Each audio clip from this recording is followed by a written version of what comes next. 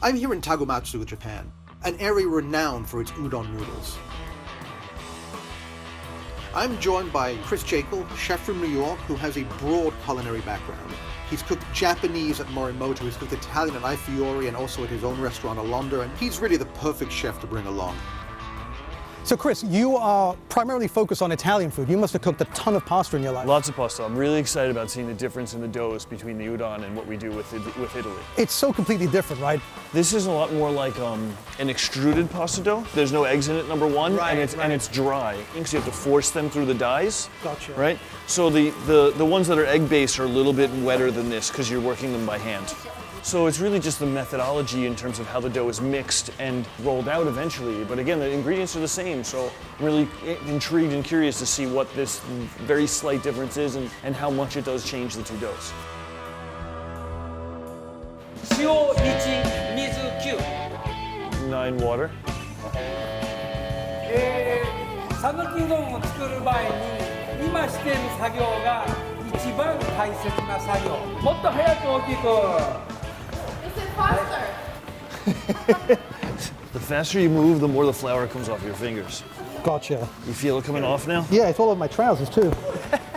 So Chris, tell me about how this compares to pasta making. When you make Italian pasta, you fold it in the same direction over and over again. It's what creates that chew that you find in good Italian pastas. That's the gluten being kneaded in and worked. Interesting. So you're going this way now. はい。 So this is the exact opposite of what we do with the Italian pasta, because you're breaking the strands now. Well, think about the difference when you're chewing udon. Yeah, completely. Our teacher was not kidding when he said udon is all about the dough. Next, we rolled it into a ball and folded it some more. Then, out come the rolling pins, pressing the dough as flat as possible before the dough is folded like a fan, and then cut into ribbons. And just like that, we had raw udon noodles. So you can already see how it's separating? Yeah. So it's already tearing because it's been crossed over.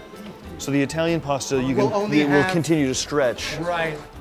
After the lesson, it was time to sit back and let the master do his work, bringing our novice noodles to life. Did you hear him say they cook it for 17 minutes? 17 minutes?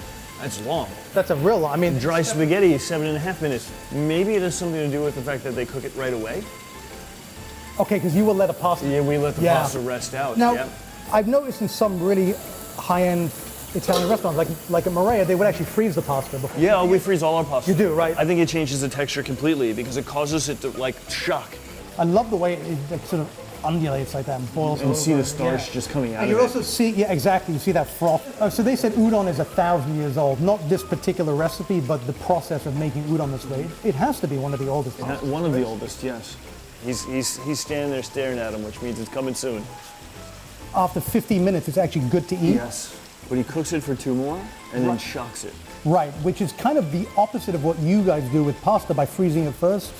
So the texture of this must be really changing, right? It's getting shocked with the water. That's what the theory is. We're going to find out.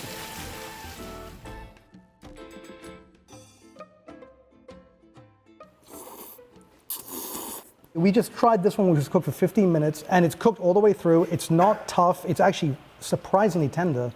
Yeah, it's a little bit soft, but it's not dead. So then he took these, the regular process is to actually shock the noodles with cold water, right? And that must obviously change them. So let's get in there. That's what we have here. So these were cooked for 17 minutes, right? Which is like an order of magnitude far greater than any I mean, pasta it's you cook. annihilation status when it comes to Of an Italian pasta. Yeah. The texture is completely different. Oh my God. It's completely different. I wouldn't say it's al dente. No, but it's But you firm. have the bite of an al dente. It's definitely right? chewy. And it's chewy. Chris, of all the meals that you cooked for me, Lee, you were actually eating food that I cooked. This is loosely Nick cooking for me. Hold on a second. I made that noodle right there. You can tell because it's completely irregular and it's shaped like a T-bone. It's the flat one that manages to be 9 different shapes in one strand. It's definitely Nick's. But anyway, this was an amazing experience to actually make udon in Japan. Truly special.